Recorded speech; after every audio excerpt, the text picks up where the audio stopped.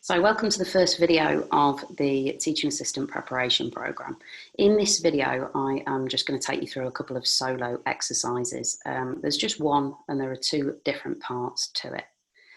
So I'm going to start by sharing my screen with you. So this unit includes reflecting upon your experiences of teaching or being taught and applying an understanding of deep and surface learning to how that differs when we're thinking about teaching in a higher education context.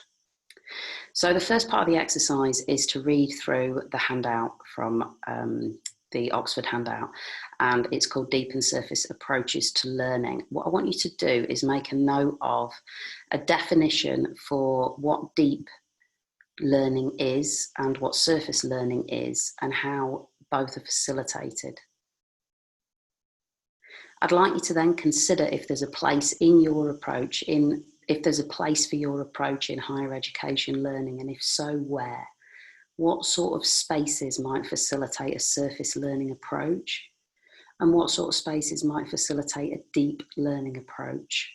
So how do the differences in these approaches benefit different disciplines, different types of learning?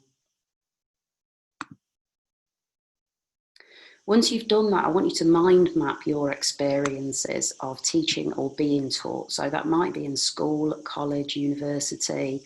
It might be around learning a hobby, a musical instrument, teaching in a school or in a university. It might be that you've taught in the UK or overseas. Just map out the different places where you've spent time teaching or learning. And then what I'd like you to do is considering what you've read around a deep and surface learning approach, I want you to make any observations about how teaching and learning can be similar or can be different in a UK-based university. So what you'll have at the end of this is you'll have a few bullet points around what the definition of deep and surface learning is, how it's facilitated and where it can be used. And then you'll have a map of your own experience of teaching or being taught.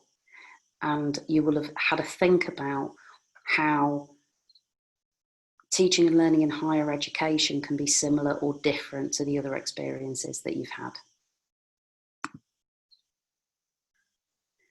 Finally, what we're going to do in the session is we're going to have a look at this in relation to Bloom's taxonomy.